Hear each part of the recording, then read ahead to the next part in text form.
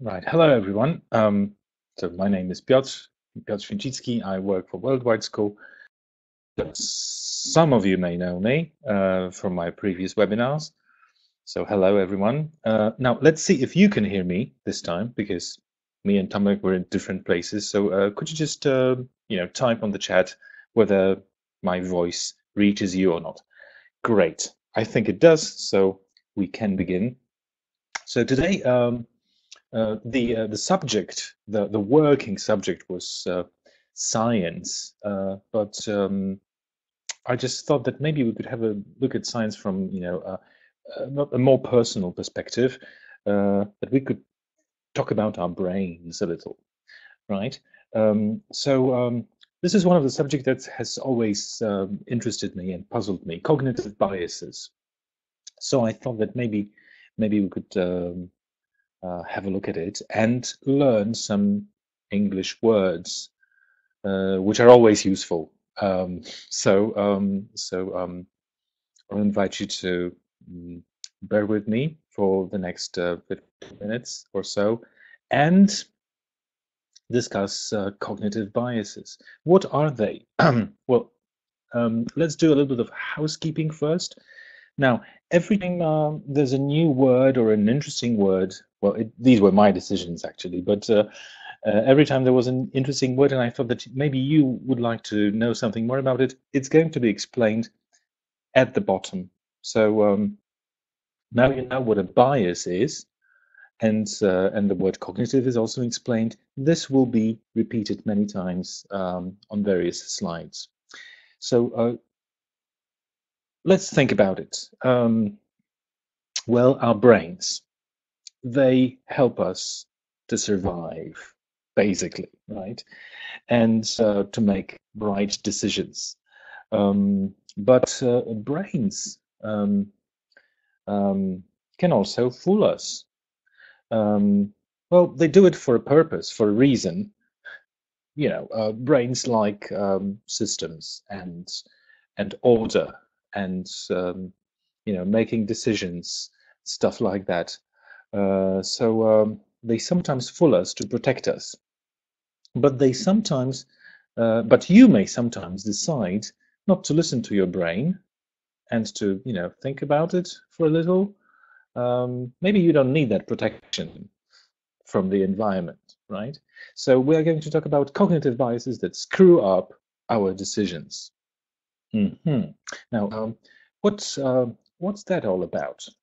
This is screwing up our decisions. Well, cognitive biases, as you will see in an example in a second, can cloud our judgments and make them irrational. We have evolved to use shortcuts in our thinking. So they are sometimes not really desirable. So let's try to identify the most common biases, and let's learn how to avoid falling victim to them. All right, these are examples of some of the biases in thinking that humans make. Well, for instance, storing memories different based on how they were experienced. Does that ring a bell? Or editing and reinforcing some memories after the fact. Favoring simple-looking options and complete information over complex and ambiguous ones. Projecting our current mindset onto the past and the future. Thinking we know what other people are thinking about us and in general what they're thinking. Imagining things and people we're familiar with or fond of as better. While they don't have to be better, actually. Filling in characteristics from stereotypes, generalities, and prior histories. The tendency to find patterns in stories when looking at minimal data. Noticing flaws in others more easily than we notice flaws in ourselves. And finally, being drawn to details that confirm our existing beliefs. Now, there are hundreds, literally hundreds of cognitive biases, and they're all nicely described. By the end of the talk, I'll show you some good places on the internet where you can find some more information about them.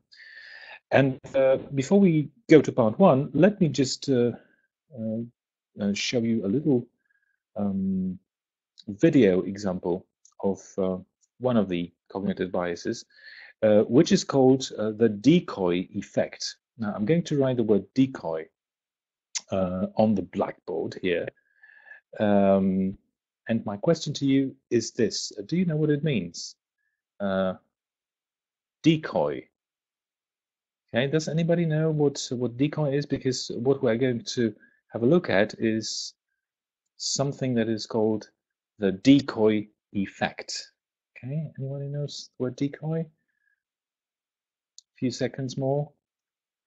Well, it's something like przynęta or wabik, right? So something that fools you, something that fools you. All right, so let's see what the decoy effect is.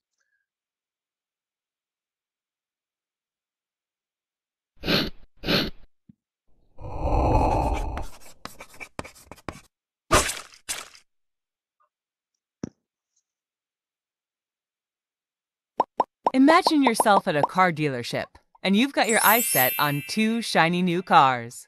One of these cars is priced at $30,000, and the other one priced at $40,000. You like the $30,000 car, but you were also hoping to get a car with leather seats, which this particular car does not have. On the other hand, the $40,000 car does have leather seats, but it also seems quite expensive by comparison, doesn't it? Difficult decision? Well, wait. The salesman at the dealership now wants to show you yet another option to consider. It's another beautiful car, but only this one is priced at $50,000. And unfortunately, it also does not have leather seats. Now give it some thought. Which car are you thinking of buying? Suddenly, that $40,000 car doesn't seem so expensive anymore, does it? Especially now that there's a $50,000 car to consider, which neither beats the $40,000 car in price or qualitative preference. But what really happened here? Why was your decision between the first two options swayed when you were presented with a third option? And why did the car salesman show you a $50,000 car when he knew that it was more expensive and less desirable than the cars that you were considering? Well, the salesman was actually trying to use something called the decoy effect to influence your decision. You see, when trying to decide between two choices, the presentation of a third option, which is clearly inferior to one of the first two choices, makes the clearly superior option seem much more desirable, even though the first two options each had their own pros and cons.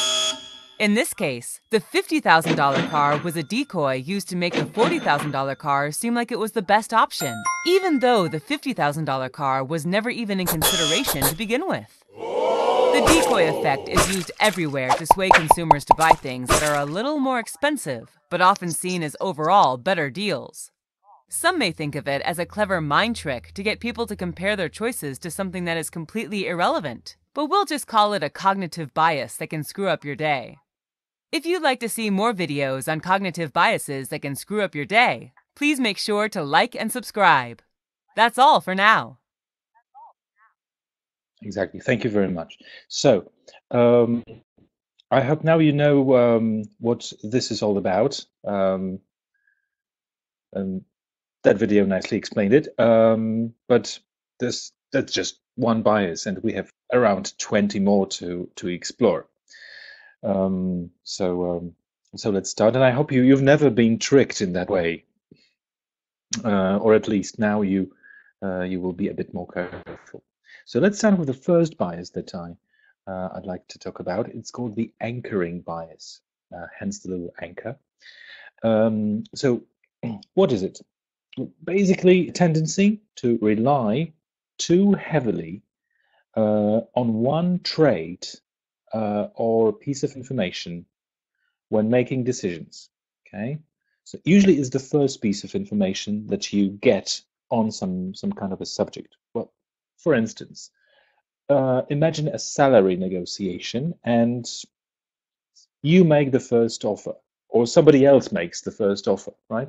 The first offer establishes the range of possibilities, and it sets your mindset, right? That's the anchoring bias. So if you're in negotiation and somebody else mentions the price, well, that's the anchor. And then it's really difficult to, get away from it. But you can do this, of course. You just have to realize that this is a bias. Another bias is called the availability one, right? This is when your judgments are influenced by what most easily springs to mind. So what's it all about? People overestimate the importance of information that is available to them. For example, a person might argue that smoking is not unhealthy because they don't know anyone who, because they know one person who smoked, who was a chain smoker and lived until the age of 100. Okay, so this is your judgment. It's easily influenced by this example, maybe by two examples, but it's not really true, right? Because to make such decisions, you need some kind of statistical information, and you shouldn't rely on emotions and just first judgments. But this information is very much available, so you just use it. Okay, then we have clustering illusion. So that's the tendency to see patterns in random events, very often in gambling. So you think that, for example, red will win because there was a string of reds, and the next one will be red as well on a red, right?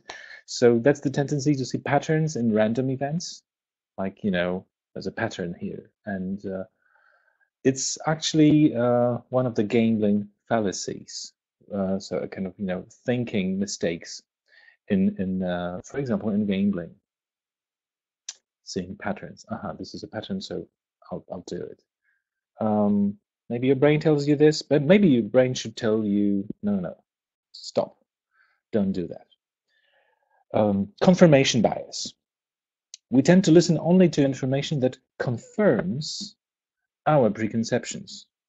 So one of the many reasons it's so hard to have an intelligent conversation about climate change, for example, with someone who thinks differently than you, right? Because you listen only to information that confirms your preconceptions. If there is something conflicting, then you just say no. As Richard Feynman said, the first principle that you must not fool yourself, and you are the easiest person to fool, actually. So think about it, check the data, check information. Something similar, maybe different, the ostrich effect. So in ostrich effect, you're like an investor, and that happens very often. You're an investor that checks the values of their holdings significantly less often during the bad market, because you've heard that there's something bad going on in the market, so you'd rather not check what's really going on. So it's the decision to ignore dangerous negative information by just burying your head in the sand. But actually, this is when you should be very much well informed. But the tendency is just to block yourself from the negative.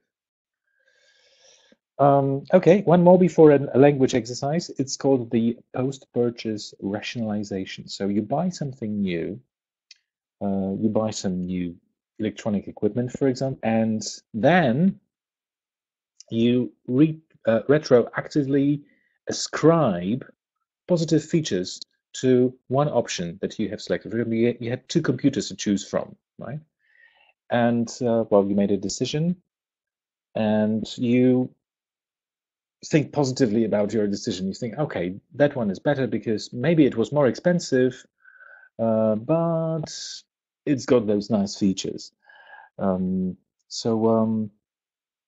Well, making decisions is a difficult process, really, and very often it relies on previous experience. So it really all depends. So a person will remember not only the decision, but the processes that were going on in his or her head during making this decision, and that's the bias. Okay, recency bias. It's related to recent things, so that's the tendency to weigh the latest information more heavily than older data. You weigh the latest information more heavily than older data. In other words, let's take an example of an investor one more time. So an investor might think that the market will look always like what it looks like now, ignoring some past trends, and that may lead to some bad decisions, right? So only the latest information. What was before doesn't count. No, I think it should. So that's the time for a little language puzzle. Um, I don't know if you've noticed, but there were some words explained. Of course, you have. Let's see. Let's see how well you remember the context they were in. So we have 5 words to think about: fallacies, ascribe, rely, weigh, and tray. Could I ask you to use the chat and solve the first sentence? Okay. So what's missing in the first sentence? Which word could you please use the chat? The tendency to retroactively do what? Okay. We'll wait a few seconds. Please use the chat. So maybe you're still thinking, maybe I should have told you to make some notes. Maybe you could do that the next time when we learn about other biases, that if there's a new word, just note it down. So this is going to be ascribe, right? The tendency to retroactively ascribe positive features. Okay. Anybody for the second one? The tendency to the latest information more heavily than older data. Come on. We need a verb in here, right? Where's the verb? That was connected with the weight, but it's not the weight. It's not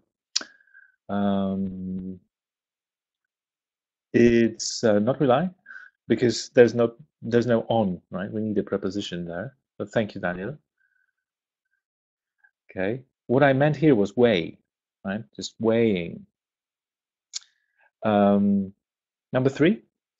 This is the tendency to see patterns in random events. It is key to various gambling thinking mistakes.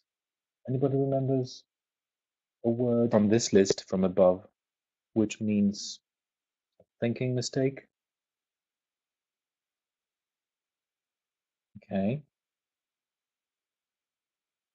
Well, there's going to be fallacy. Okay.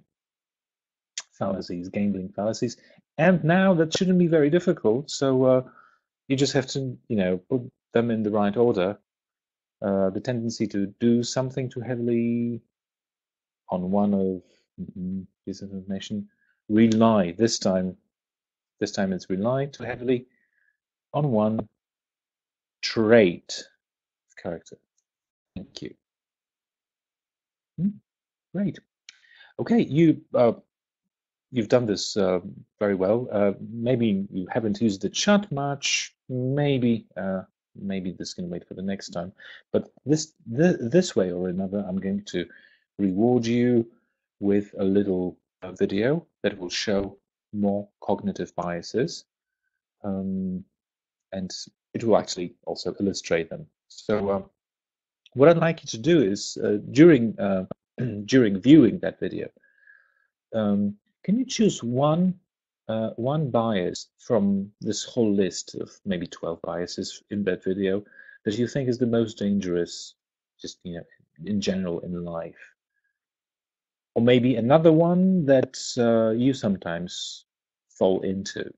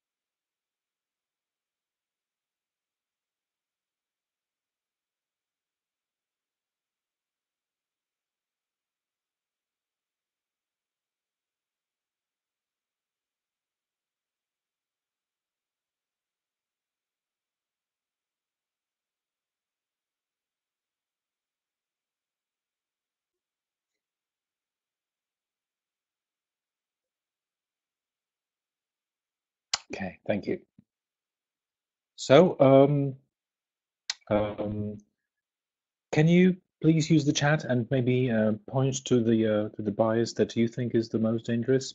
Okay, think about it for a moment, waiting for your ideas. So let's have a look at part two, in which we'll start with something that's called survivorship bias.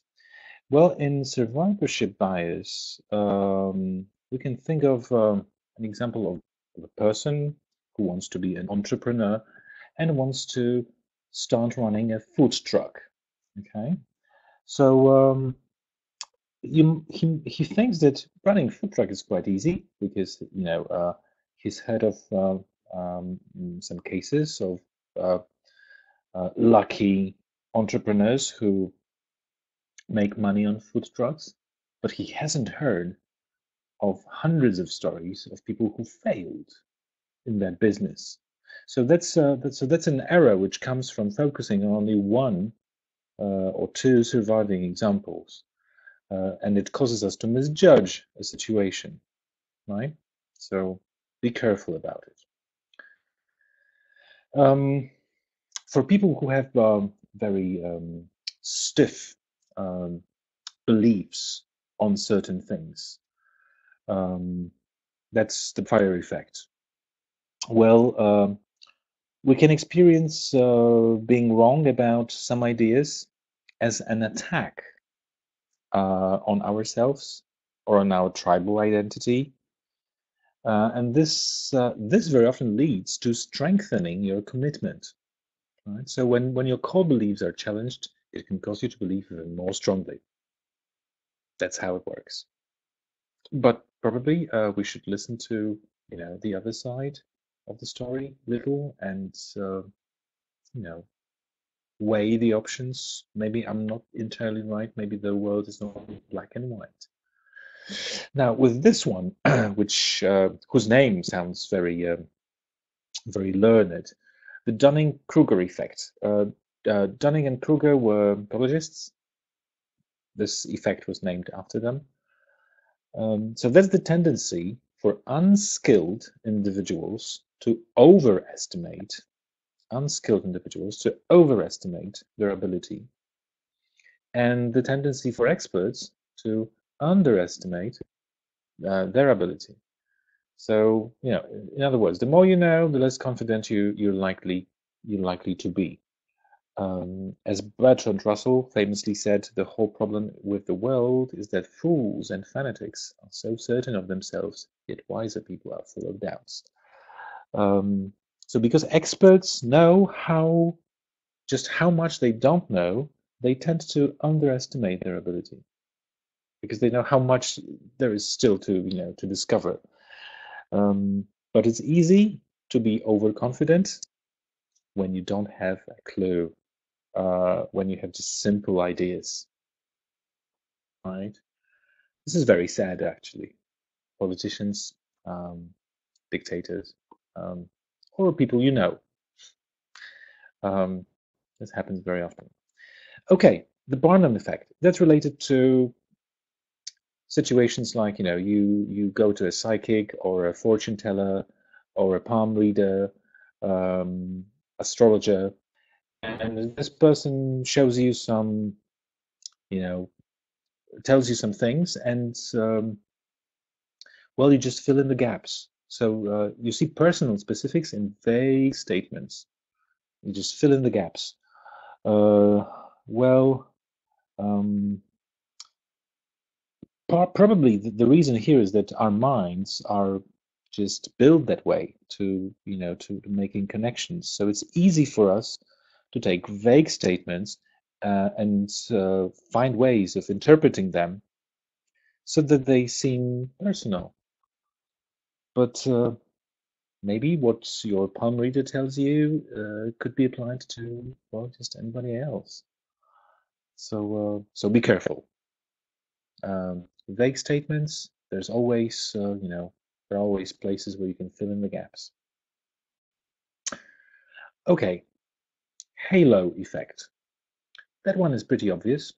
There's someone you like, someone you find attractive, and apparently your judgments of that person become biased, right? Because there's this halo around this person's head.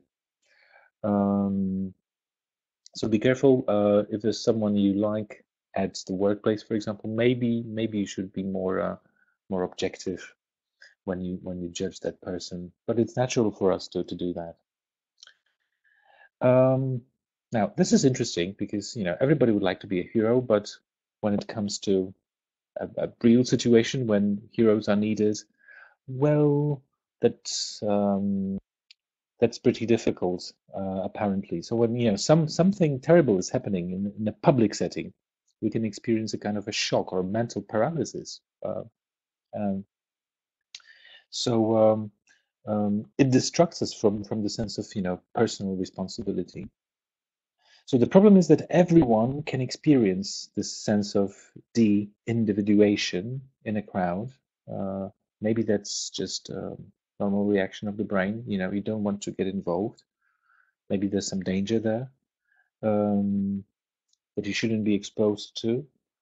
But of course, if there's an emergency situations, you probably should imagine that you are the one who helps, right? Because that's what we should do, I guess. But our brain tells us, hold on, don't go there. Who's that person? Maybe he's dangerous. Maybe what's happening to him is dangerous. Unfortunately, there are some heroes, so good for them. Okay, time for another language puzzle. We have the following words that should be put back into the sentences. Underestimate, vague, call, presume, confident, and misjudge. And let's take the first sentence. The more you know, the less what you're likely to be. Which word will you choose? Please use the chat box one more time. Okay, confident. Very good. Yeah. What about the second? when you're what kind of beliefs? Core beliefs. Very good. Thank you, Mateusz. Challenged. What about number 3? An error that comes from focusing only on surviving examples, causing us to. We need a verb in here, right? The verb causing us to. So confident is out, core is out. We have presume, misjudge, fake, and underestimate. Misjudge. Thank you. Thank you, Daniel. Very good. Okay, number 4. You do something, someone else is going to. You presume someone else is going to do something. Very nice. Thank you. The tendency for experts to do what? And thank you, Eva. The tendency for experts to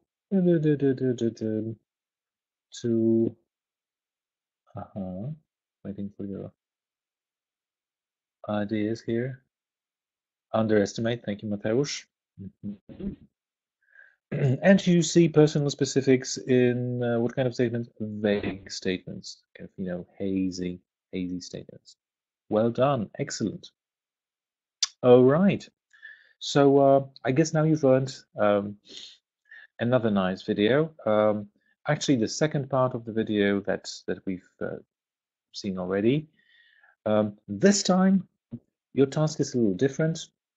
Can you try to find adjectives of personality, like confident or shy, in that clip that we're going to watch? Maybe you could use something to write with and note them down, and then share those words with us. Okay. Have a look. When labeling, we jump to hasty, often negative conclusions about ourselves or others. I am a fraud. He's an idiot. He's not interested. She is shallow. Our brains use quick labeling skills to keep us safe from embarrassment, humiliation, and danger, but often rob us of positive experiences. We often use rigid demand cues like you must, should, or could have in order to push ourselves forward. As long as we achieve our goals, demands can be good motivators. It is when we experience setbacks that demands can start affecting our self-esteem and leave us feeling overwhelmed rather than motivated. Mental filtering is our tendency to focus on information that fits with our beliefs. How we filter information depends on both personality and mood.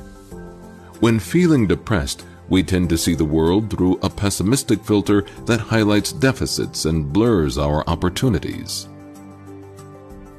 The dismissing bias is when negative beliefs about ourselves make us doubt our own achievements, feel uncomfortable with compliments, and rate others' performances much higher than our own. She only said that to make me feel better. She didn't really like my work. I will never be as good as her. The hurdle measure bias is related to our interpretations of challenges, the effort it will take to overcome them, and our own abilities. The hurdle bias often leads to procrastination. I will do it later, or talking ourselves out of trying. It's just too hard. I can't do this. Personalization is taking too much responsibility or blame for events that are not necessarily related to our actions. My friend isn't responding to my messages. I must have offended her in some way. It is all my fault we lost today. Exactly.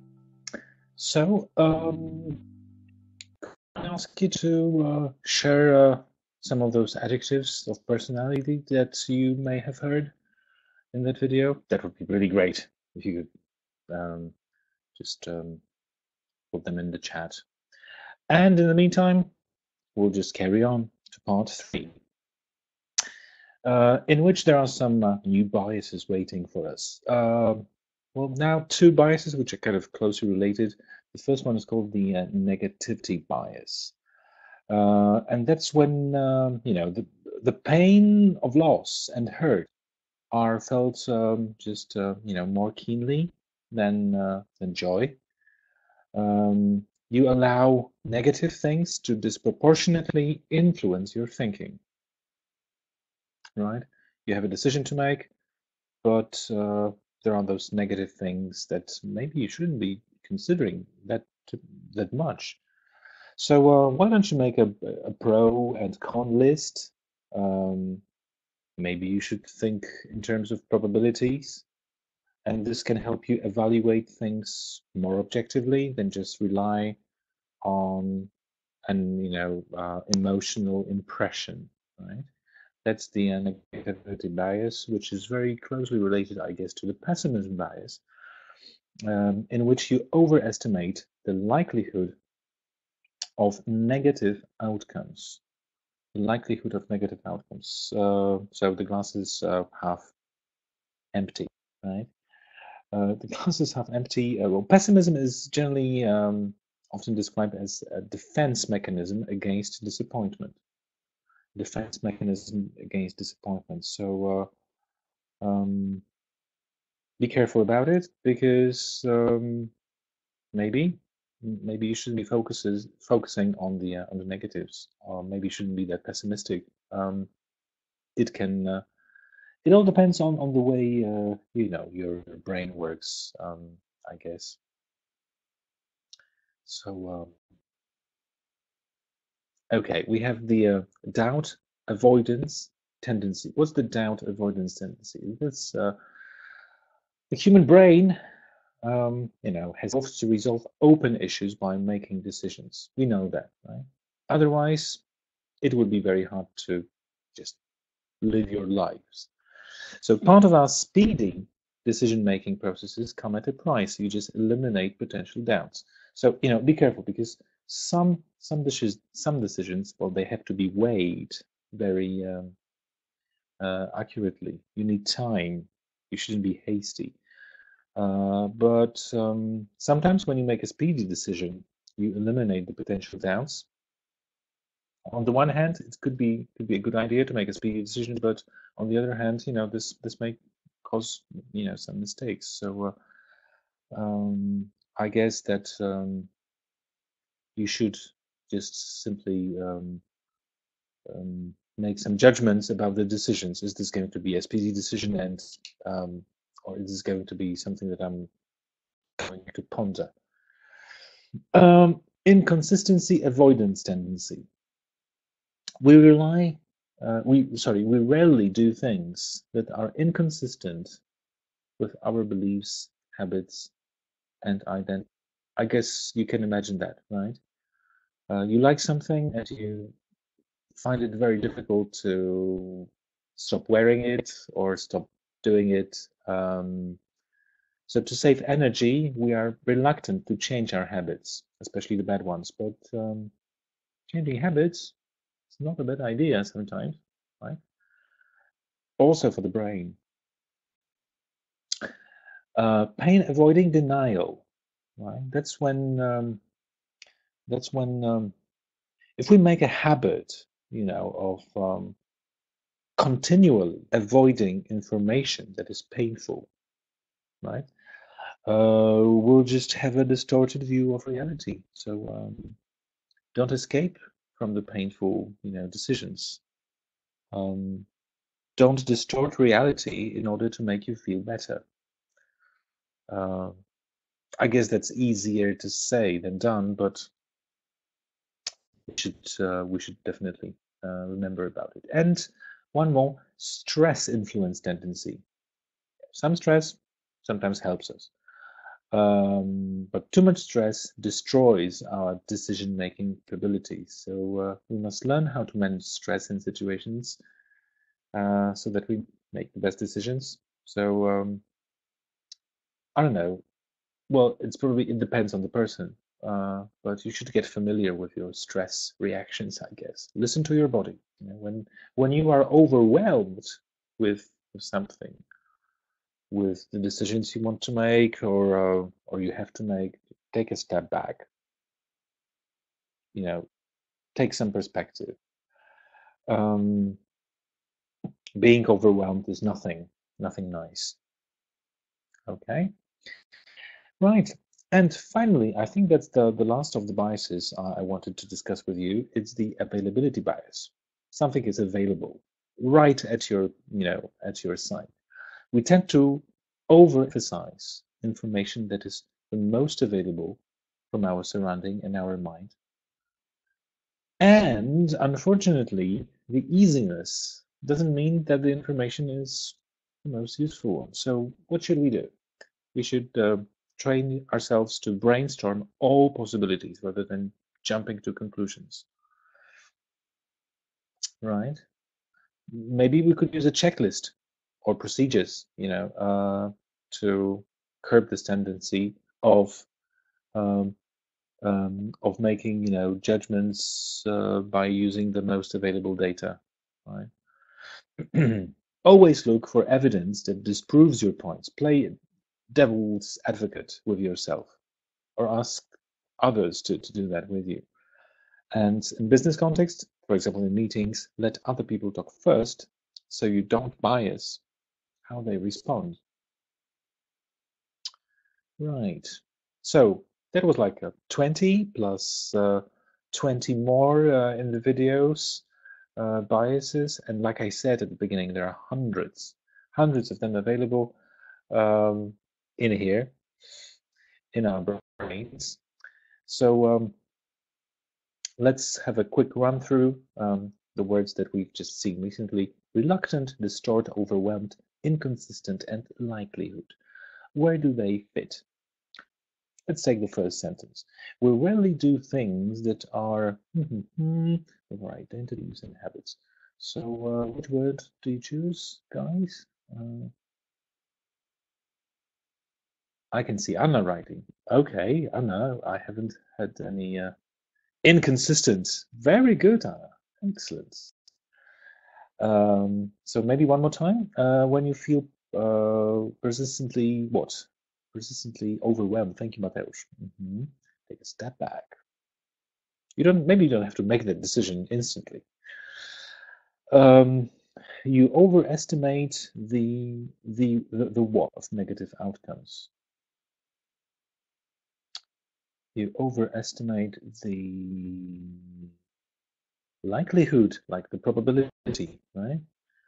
Negative outcomes. Thank you very much. We tend to, number 4, we tend to, what do we do with facts? For our own psychological comfort.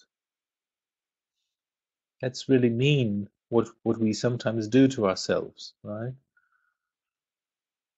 Do we really do that? Distort facts for our own psychological comfort? That's really bad. And to save energy, we're often, what's left? What is that? Reluctant to change habits, especially the bad ones, to save energy. Well, it's very easy, Don't change anything. Things can stay the same. You're going to be safe. But maybe then you're going to be sorry that you haven't changed something in your life. Thank you very much. That was very nice of you that you've been so active in the chat. I'll ask you to do one more language thing in a moment. Before I do that, I just want to share with you my sources. The knowledge amount cognitive biases is just, readily available in the internet.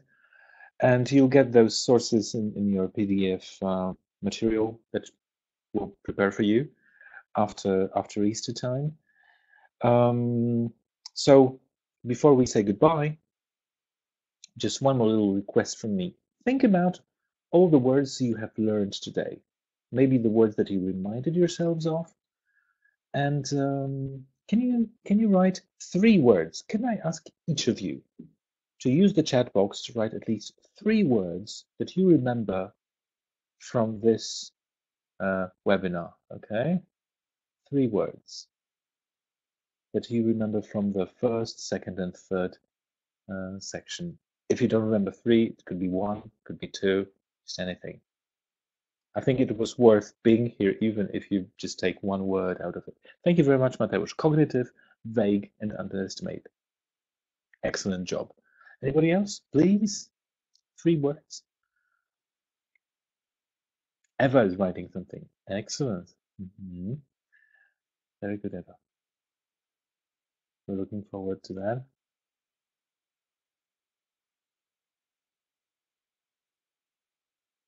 So, Easter is coming. Some conversations in your family surrounding. Think about cognitive biases, right? The backfire effect, you know, someone disagrees with you and you tend to strengthen your commitment. Eva, thank you very much. Availability bias, backfire effect. So you kind of focused on the biases, not on the vocabulary. Very good. Very good. But I'm not an expert. I'm not sure if I've even, explained these things appropriately. So I encourage you to do some more reading. Thank you very much. I hope to see you soon in my next webinars, and I invite you to join my colleagues. You'll be well informed by Tomek Swama about the upcoming events. So enjoy the rest of the evening and enjoy your Easter break, and be careful, because right in here in that box there's something pinkish that sometimes is trying to fool you. Sometimes it's trying to save you. Actually, more often it saves you than it fools you, I guess. Right. Thank you. Have a good evening and goodbye.